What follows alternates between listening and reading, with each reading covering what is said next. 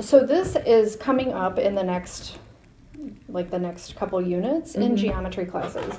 The thing that I've noticed with geometry for a lot of years is kids have trouble visualizing this kind of a shape. Right. When it's drawn on a two-dimensional. 2D, yeah. So I've had to make these objects a lot because I make them out of paper and then they get flattened out.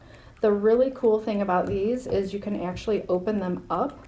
So this helps with not only seeing it, but then when we talk about how to find a surface area, you can actually visualize why it's 3 rectangles and 2 triangles. Oh, wow.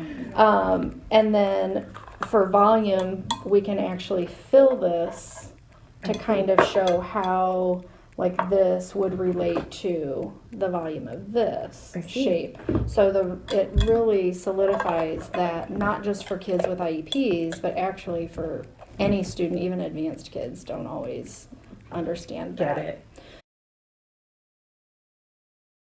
Getting kids to see how, this is always the thing with math, getting kids to see how what we do in the classroom transfers to real life, which these, especially like the area of the surface area volume, this is very real life when we're talking about a rectangle and painting and, you know, figuring out how much square footage or whatever, that kind of thing. So the transference of the information into real life applications, I think, is the best thing that happens. Nice.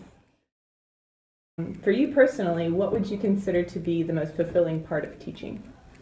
Those aha moments with kids where they're struggling and then all of a sudden it's like, that makes so much more sense. That's why I come back every day. Nice. How did the grant program affect your classroom, and is there still a need?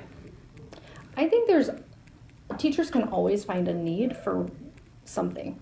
I mean, when we're teaching a lesson and the kids don't necessarily understand it, it's like, if only I had this thing I saw one time. It's like, we just don't have the money to buy everything that we need.